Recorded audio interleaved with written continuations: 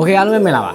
အခုမှ iPad 11ညံကိုစက္ကန့်ပဲဖြစ်ဖြစ်အသစ်ပဲဖြစ်ဖြစ်ဗျာဝယ်မယ်လောက်ထားတဲ့မိတ်ဆွေတွေရှိရဆိုရင်ကျွန်တော်လုံးဝမဝယ်နဲ့လို့ကျွန်တော်ပြောချင်ပါတယ်ဘာကြောင့်လဲဆိုတာသိချင်ကျွန်တော်ဗီဒီယိုလေးစောအောင်ကြည့်ပေးဖို့ကျွန်တော်ပြောချင်ပါတယ်ဘာဖြစ်လို့လဲဆိုတော့ကျွန်တော်တို့ဒါ iPad 11 Gen ဆိုတာအခုလက်ရှိမိတ်ဆွေတို့သိတဲ့ A60 Bionic chip နဲ့ iPad 11 Gen ကကျွန်တော်သူ့ရဲ့ history ကိုကျွန်တော်ပြန်ကြည့်ရမယ်ဆိုလို့ရှိရင် iPad first Gen ကိုကျွန်တော်2010ခုနှစ်မှာ Apple ကစပြီးတော့မိတ်ဆက်ခဲ့ပါတယ်ကျွန်တော်တို့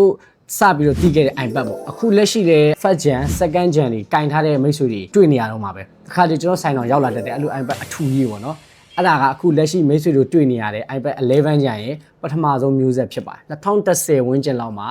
သူတို့ဒီ A series ပေါ့နော် A4 chip နဲ့စပြီးတော့ထုတ်ခဲ့တာဖြစ်ပါတယ် iPad first gen မှာတော်တော်လေးကိုကောင်းမွန်ပြည့်စုံခဲ့ပါတယ်အဲ့တုန်းကတော့ကျွန်တော်တို့ကကြောက်တဲ့မုံပုံစံပေါ့ဗျာအကောင်ကြီးအကြီးပဲအလေးပဲအဲ့တုန်းကတော့ကျွန်တော်ကလေးရတော့မခံစားအောင် iPad Fat Gen ရဲ့ feeling ကတော်တော်လေးကိုမိုက်ပါတယ်တော်တော်လေးကိုယူခဲ့ရတာပေါ့နော်ကျွန်တော်တို့ဆိုလုံးဝမဝင်နိုင်ခဲ့ပါဘူးအခု15နှစ်ရောက်သွားတဲ့အချိန်မှာကျွန်တော်အခု iPad 11 Gen ဆိုပြီးတော့စပြီးတော့ကျွန်တော်မိတ်ဆက်လာ iPad 11 Gen လေးတွေကအခုဒီနောက်ပိုင်းမှာအရန်ကိုရောင်းရတယ် iPad Fat Gen အကြောင်းကိုပြန်ပြောမယ် Fat Gen ပြီးတော့တိတ်မကြောက်3နှစ်လောက်အကြာ2013မှာ iPad ကျွန်တော်တို့ Air ဆိုပြီးတော့စပြီးတော့မိတ်ဆက်ခဲ့ပါသေးတယ်ဒီနောက်မှာတော့ကျွန်တော်တို့2015-16မှာ Pro Series ဆိုပြီးတော့ကျွန်တော်တို့ဒါ iPad ကိုသူတို့3မျိုးခွဲပြီးတော့ထုတ်ခဲ့ပါတယ်ခုန iPad 11 ညံကိုမဝယ်နဲ့လို့ပြောတဲ့အကြောင်းအရာလေးတစ်ခုကတော့ဒီလိုပါဘာလို့လဲဆိုတော့ Mystery အနေနဲ့ iPad တွေကဘယ်လိုအလုပ်လုပ်တယ်ဆိုတာလေးကိုဒါအပိုင်းလေးကိုခွဲခြားသိပြီးမှပဲကျွန်တော်တို့ဝယ်သင့်မဝယ်သင့်ကိုပြောပြရတာပေါ့နော်ခုမှ iPad 11 Gen ကို15သိန်းဝန်းကျင်အရန်တန်တယ်ဆိုပြီးတော့ဟိုလိုက်ဝယ်မယ်ဆိုလို့ရှိရင်ဒီအချက်လေးတွေကိုအရင်ဆုံးသိရပါမယ်ဘာဖြစ်လို့လဲဆိုတော့ကျွန်တော်တို့ iPad တွေက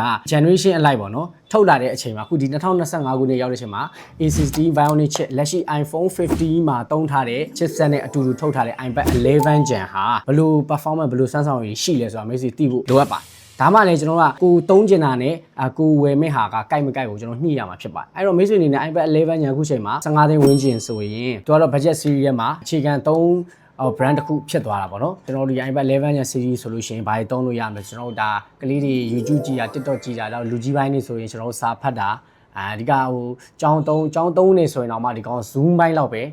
ဲကောင်းကောင်းသုံးလို့ရမယ်အဓိကကတော့သူက performance ထက်ဒီကောင် battery ကိုပို့ပြီးတော့ဦးစားပေးထားတာမျိုးပေါ့နော် display အနေနဲ့လည်း short ပေးထားတယ်အဲ့တော့သူ့ရဲ့ရည်ရွယ်ချက်ကတော့သူကတော့ရှင်းတယ်ဒါလွယ်လွယ်ကူကူနဲ့ပေါ့ပေါ့ပပကိုသုံးလို့ရအောင်ဈေးလည်းအသက်သာဆုံးဖြစ်အောင်ထုတ်ထားတယ်ဒါက budget series iPad 11 ညဖြစ်ပါတယ်မိတ်ဆွေတို့အနေနဲ့ကိုအိမ်မှာလည်းကိုကလေးတွေနဲ့အတူတူရှင်းပြီးတော့သုံးမယ်ကိုကလည်းလက်ရှိမှာ iPhone အမြင့်ပေါ့နော်16နဲ့အထက်ကိုကလည်းကိုယ်တိုင်သုံးနေတယ်ဆိုလို့ရှိရင်ဒီ iPad 11 ညကမိတ်ဆွေတွေကဘလို့မှကိုအဆင်ပြေမှာမဟုတ်ပါဘူးအဲကြောင့်မို့ကျွန်တော်က11 Gen series ဆိုရင်မဝယ်သင့်ဘူးဝယ်လို့မရဘူးလို့ကျွန်တော်ပြောချင်တာပါကလေးတွေအတွက်တီးတန့်သုံးမယ်လူကြီးပိုင်းနေစာဖတ်မယ်ပေါ့ပါသုံးမယ်ဆိုရင်တော့ဒါ iPad 11 ညကအဆင်ပြေတယ်အခုနောက်ဆုံးဆိုရင်အခု designer တွေ design ပြတဲ့အချိန်မှာသုံးနေဆိုရင်တော့မှ web device တအားသုံးမယ်ဆိုလို့ရှိရင်ဒီနေ့ဒီကောင်က၄နိုင်ထစ်နိုင်တဲ့အနေထားရှိရပါတော့အဲကြောင့်11 Gen ကလုံးဝပေါ့ပါသုံးမှုတော့ပဲသူကထုတ်ပေးတာပါဒါကြောင့်လေ15သိန်းဝန်းကျင်နဲ့ဈေးတန်ရတာပါโอเคမိတ်ဆွေတွေနဲ့ဘတ်စုံသုံးရင်လည်း iPad 11 Gen ဈေးလောက်နဲ့တိတ်မကွာချင်ဘူးဆိုရင်ကျွန်တော်တို့သူ့အထက်မှာသူနဲ့အတူတူထွက်ထားတဲ့ iPad Air 7 ကိုထည့်ပြီးတော့စဉ်းစားမှာဖြစ်ပါတယ် 128GB ကိုဒီကောင်ကဈေးနှုန်းအနေနဲ့အသစ်ပါကံမှာ25သိန်းဝန်းကျင်ရှိတယ်11 Gen နဲ့ရှင်မယ်ဆိုရင်9သိန်းto 10သိန်းကြားလောက်တော့ကွာနေမယ်ပေါ့နော်ဒါပေမဲ့ performance ကလုံးဝကိုတခြားစီဖြစ်သွားဘာလို့လဲဆိုတော့ကျွန်တော်တို့ iPad Air ဒီ